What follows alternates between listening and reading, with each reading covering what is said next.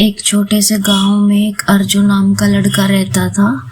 अर्जुन को बचपन से ही पेंटिंग करने का बड़ा शौक था, लेकिन उसके हालात ऐसे नहीं थे कि वह महंगे रंग या कैनवास खरीद सके।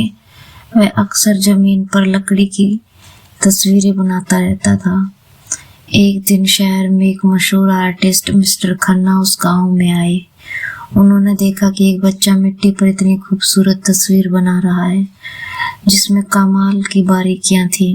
मिस्टर खन्ना ने अर्जुन को एक पेंटिंग किट तोहफे में दी, जिसमें असली कलर्स, ब्रशेस और एक बड़ा सा कैनवस था। अर्जुन की खुशी का ठिकाना नहीं रहा। उसने तय किया कि वह अपनी जिंदगी की सबसे बेहतरीन तस्वीर बनाएगा।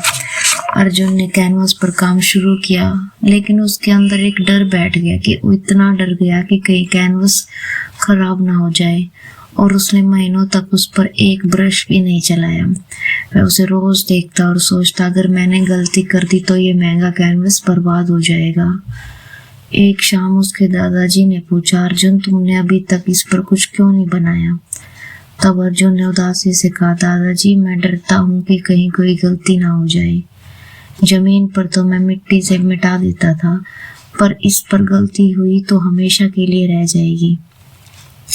दादाजी मुस्कुराए और उन्होंने एक गिलास पानी का कैनवस पर गिरा दिया।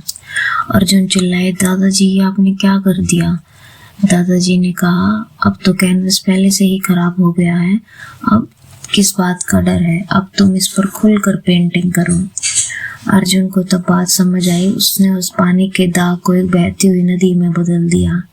डर निकलते उसने अपने हाथ जादू की तरह चलाने शुरू किए और एक ऐसी तस्वीर बनाई जो उसके दिल के सबसे करीब थी।